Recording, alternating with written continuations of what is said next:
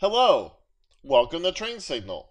This is the post-installation tasks, discovery, and agent deployment lesson in the System Center Operations Manager 2012 training course. So what really happens post-installation? Well, up to this point, you've prepared your Operations Manager environment for installation, we've installed Operations Manager, and we've explored the console a little bit. Along with the installation of Operations Manager, a few things happened. First of all, some default what are called management packs were installed, and you'll learn about management packs later in this course. But at the same time, Operations Manager deployed its entire framework around which the product operates. What it didn't do, however, was deploy software on all of the servers which you'd like to bring under the Operations Manager umbrella. And that's what we're going to start working on in this lesson. We're going to basically extend the Operations Manager tentacles so that they embrace all of the services, all of the servers that we want to have under Operations Manager monitoring control. But there are some post-installation best practices to which you should adhere. First of all, if you've just finished installing Operations Manager, give the product a few hours to get its bearings. This actually does take some time, and I've found that with Operations Manager, truly patience is a virtue. If you're impatient with Operations Manager, it's going to be really tough for things to work the way they're supposed to work. Because here's what happens. Say, for instance, you deploy an agent to a server. An agent is the piece of software that communicates with Operations Manager. On some servers, it can take 15, 20 minutes, or even up to an hour for that agent to check back in. If you're sitting there hitting the refresh button every 30 seconds, waiting for that agent to report back, you may be sorely disappointed, and you may get frustrated, and you may end up trying to troubleshoot things when there's really no problem. That's just the way that Operations Manager operates. If you can, run the console from something other than one of your management servers. The console can be a burden on the server. So, basically, it can slow things down a little bit and impact overall Operations Manager performance. For this course, we're going to ignore that best practice and run the console from the server. And before you get going with too many post-installation tasks, it's good to check to make sure that everything that's been done up to this point is actually working. Did Operations Manager actually install the way we intended it to install? When it comes to deciding what you're going to bring under the Operations Manager umbrella, there's some things that have to happen beforehand. Really, what we've talked about is bringing the entire environment under the umbrella, but you may not want to do that. There may be only some assets that you really want to bring into Operations Manager for monitoring. First of all, you need to identify those assets that are going to require business-critical monitoring. This may include one, two, or all of your servers, and it may include some or all of your network devices. Next, you have to find a way to tell Operations Manager how to discover these devices. This is a discovery process that we'll be going through in this lesson. And next, for some of the device types you want to bring into Operations Manager, such as Windows servers, Linux servers, or Unix servers, you need to install an Operations Manager agent on the discovered assets. And once you install that agent, this really enables all of the Operations Manager functionality that we expect. You know, the raising of alerts, monitors being adhered to for making sure that certain system parameters stay within ranges we've predefined. All of the goodies that are defined in Operations Manager happen because we install an agent to our machines. Now, not everything's going to get an agent. Your network devices will not get an agent, but Operations Manager will still be able to work with them, but not quite as deeply as you would get from an item with an agent. Now, that said, it doesn't mean that you can't get a whole lot of information about your network devices from Operations Manager. In this course, you will be learning how to manage your network with Operations Manager. One of the key items that we did during installation was define an initial run as account, specifically the management service action account.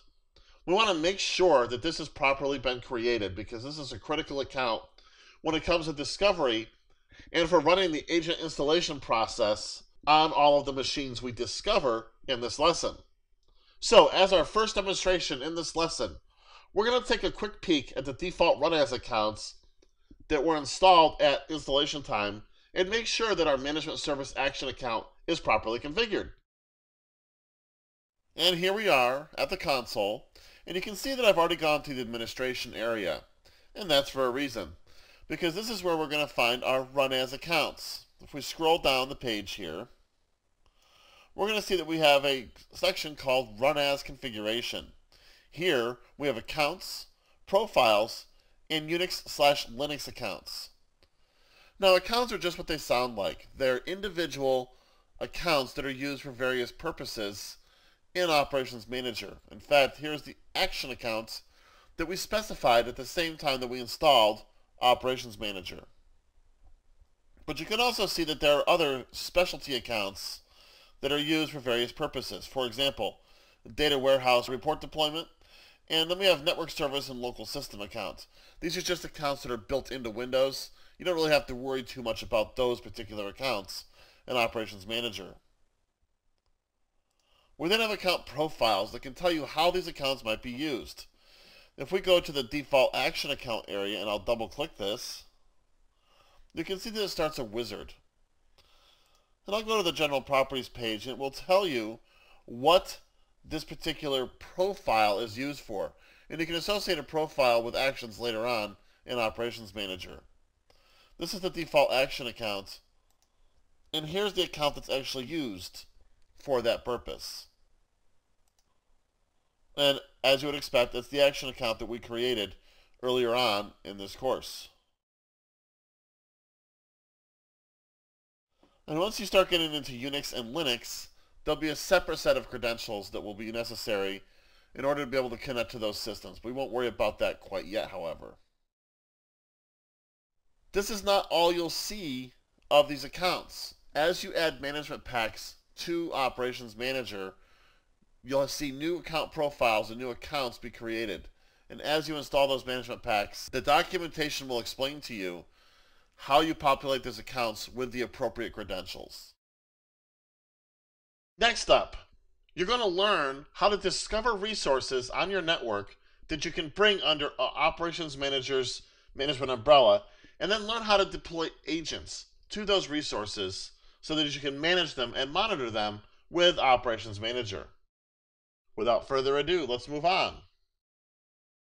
First of all, there are some different agent installation methods. The most recommended method is the push installation method. In fact, it's highly recommended for a number of reasons, and I'll talk about those reasons in just a second. This push installation method will work on Windows machines, Unix machines, as well as Linux machines. And here's why it's so awesome. It enables automatic agent upgrades and console-based management of the agent. If you push the agent to a machine from the Operations Manager console, that agent is basically administratively tethered to the Operations Manager console, the agent itself. So what happens is when you have a new version of the agent, it just gets upgraded automatically by Operations Manager. However, in order for this to work, target systems must first be discovered by Operations Manager. Now, here's some nice things to know about the discovery process. One of the things you may wonder is, well, if I continually have to discover the same resources over and over, won't I just be kind of adding agents all over the place and adding them multiple times and things like that? The answer is no. Operations Manager has some brains. In fact, the discovery process will skip machines that are already being monitored. So you can basically use the push installation method as sort of a Delta-based way to deploy the agent. So as you add new servers to your environment, you simply run the discovery process. Operations Manager finds anything that's changed since the last time you ran the discovery process, and you then push the agent out to those new resources. Really couldn't be much easier. This makes it really, really easy to add Operations Manager agents to newly deployed servers. Once you discover a machine using the Operations Manager discovery method, you can push the agent to that machine. Now, as a demonstration, we're going to discover some clients and we're going to push the agent to a number of machines in the environment for Global Mantix. Once again, I'm back in the administration area, And that's because this is where we deploy clients from. If I go to Device Management, I go to Agent Managed. Right-click that, and you're going to get a pretty substantial menu, the first item of which is Discovery Wizard. And this is what we're really interested in for this part of the lesson. Here, you can see that you can choose from one of 3 different kinds of device types to discover in Operations Manager. We are interested in Windows computers. And I'll click Next. And we can choose Automatic Computer Discovery or Advanced Discovery, which allows us to specify some additional settings. For our purposes right now, we're going to do Advanced Discovery. I'm actually going to browse for computer names that I'm interested in finding.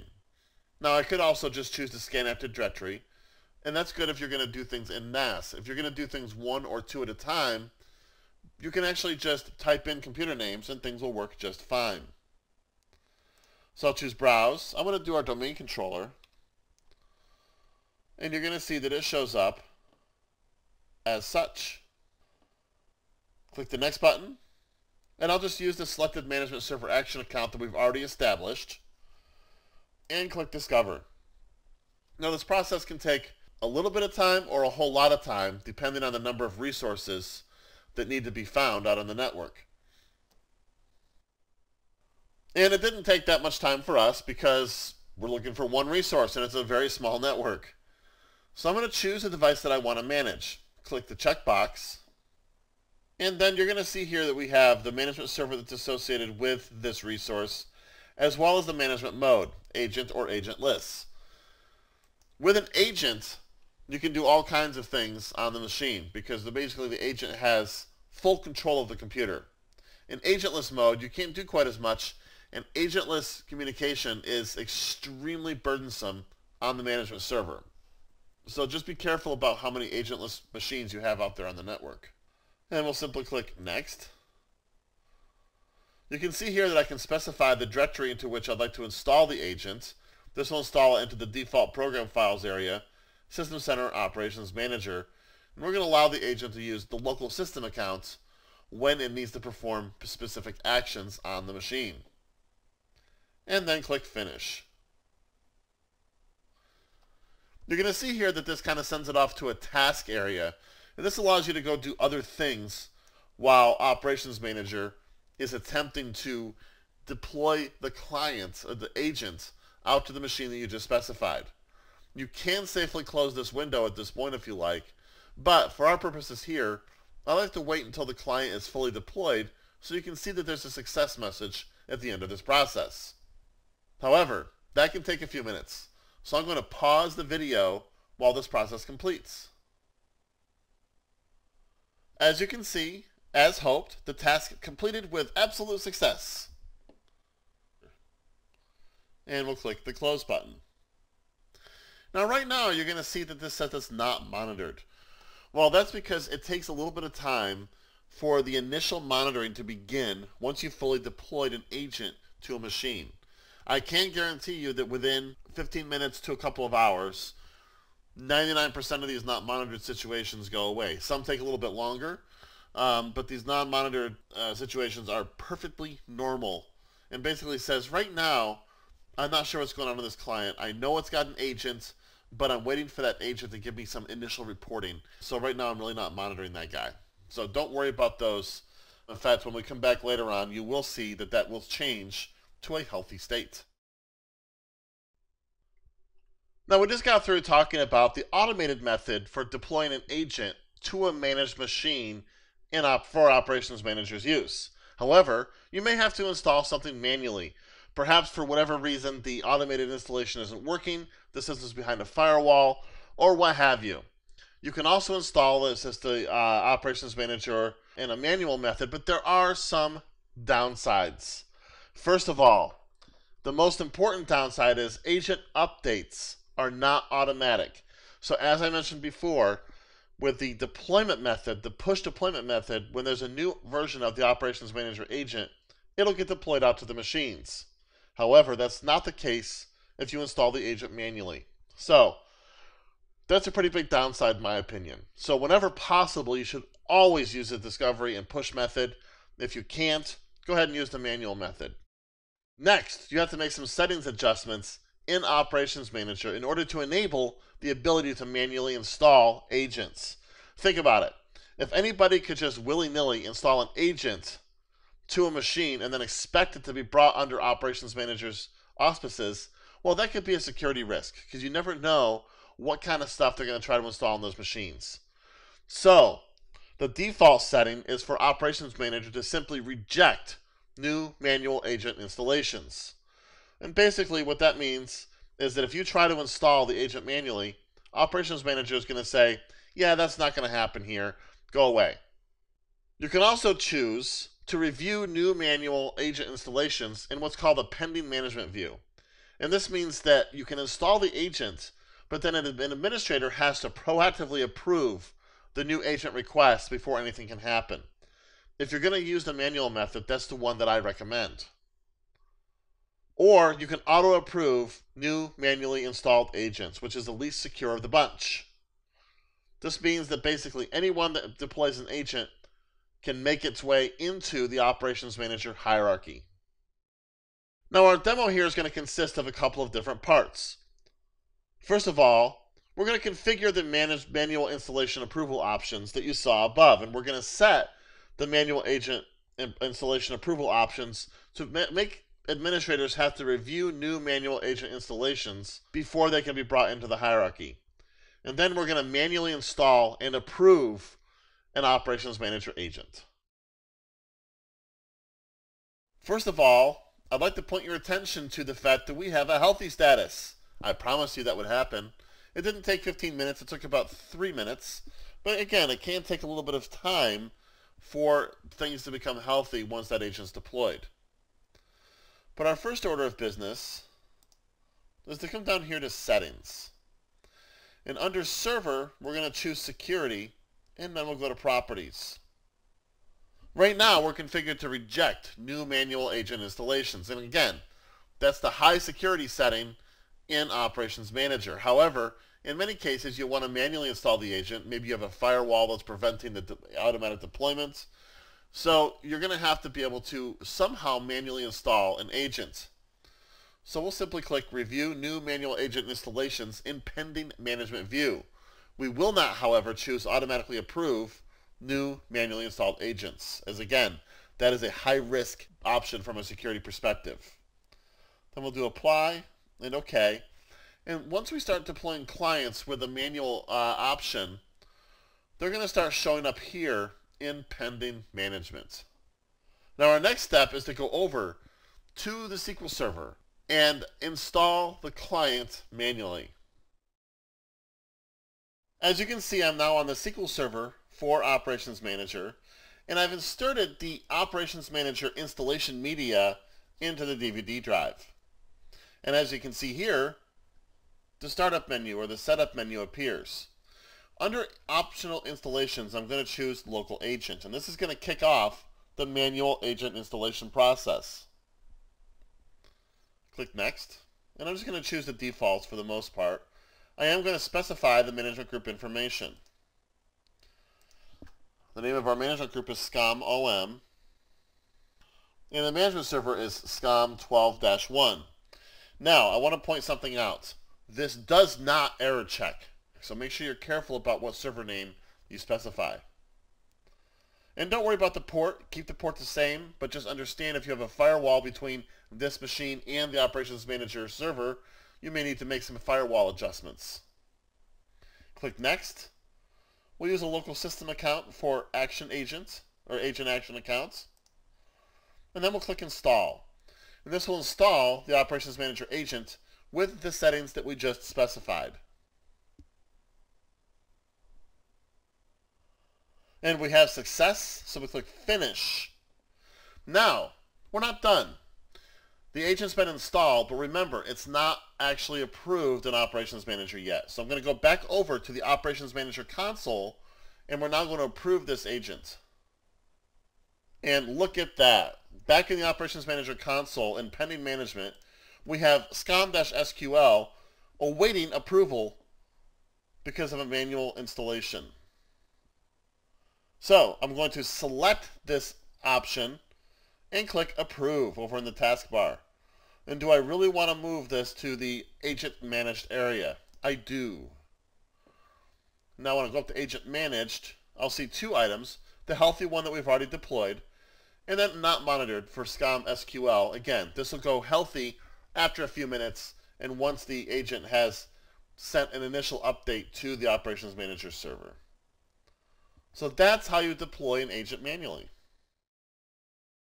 You got to see a little bit of this information already, but we're going to talk about agent status information now so you can get an understanding for what the various icons mean in the Operations Manager console. The one we really want to see as much as possible is the healthy one, and that's a green check mark inside a circle. We like that. That means all is well with the world and you can rest easy. This one is bad. All is not well with the world and you can't sleep easy. A red X means there's a critical issue somewhere that needs to be resolved. Then we have a green circle, and this may be open. It means status is unknown. And that's not necessarily a bad thing. It just means that right now, Operations Manager truly doesn't know what the status of a particular element is. A gray unknown means that health alerts are no longer being received by the management server from the agents. This is different than a green unknown, because with a green unknown, some health alerts are still making their way to Operations Manager. With a gray unknown, they're not. So that means that something is wrong with communication between Operations Manager and the managed entity. And we also have maintenance mode. If a little wrench is next to an item, it means that system is in maintenance mode. Now you may put systems in maintenance mode if you're planning to do a whole slew of Windows updates or during what's called a maintenance window in your organization. During maintenance windows, you can do any work you want and not have to report it out to the organization. And this allows IT departments to be able to keep their systems current without having to constantly interrupt people with unscheduled work during the week. Our task now is going to be to review the current infrastructure status and to gain basic understanding for what's being displayed in the organization. So let's go over to the GlobalMan6 Operations Manager console and get an understanding for where we sit right now. Well, as you can see, we have one green check mark and one open circle. Remember, a green check mark is great. A green open circle is not necessarily bad. It just simply means the status is unknown right now, but Operations Manager can still see the system. Basically, health alerts are being received by Operations Manager. If that circle goes gray, you've got a problem. That means health alerts are no longer being received by the management server from the agent. And that's going to mean that you need to do some additional troubleshooting. But if we go to the monitoring area, we can see quickly that we've got two systems in a healthy state and one in an unknown state right now. And if we click the number next to 2, it'll bring up two systems. It's going to bring up our domain controller and the System Center Operations Manager system itself. And as we scroll across, we can see that we have a combination of mostly healthy and a few not monitored. Well, a couple not monitored.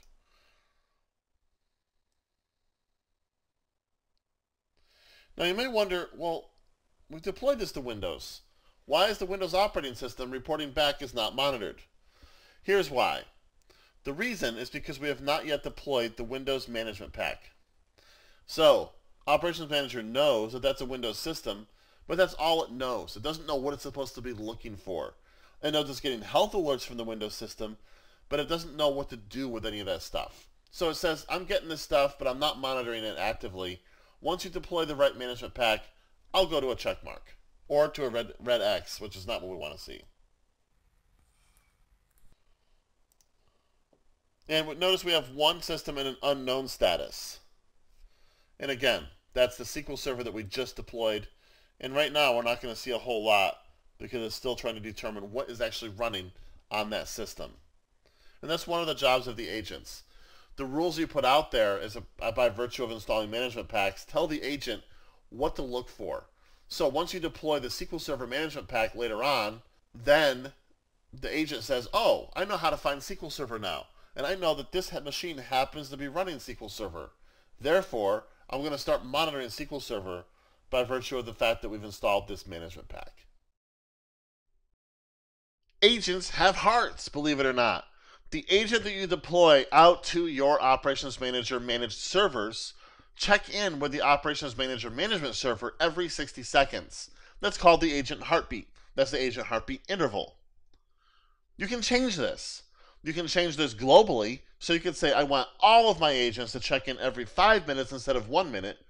You can change it on a per server basis, so you can say, I want this one to check in every 30 seconds, and I want this one to check in every 5 minutes. But understand the minimum value is 5 seconds, and the maximum value is 86,400 seconds. In other words, every machine has to check in at least once a day, or as often as every 5 seconds. So, as a short demonstration, I'm going to show you how you can configure the agent heartbeat interval. And we're back.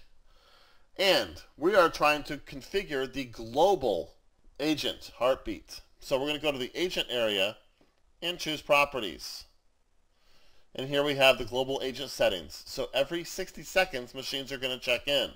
And again, we can change that to 5 seconds up to 86,400 seconds. So basically, at least once a day, this agent has to check in to the Operations Manager server.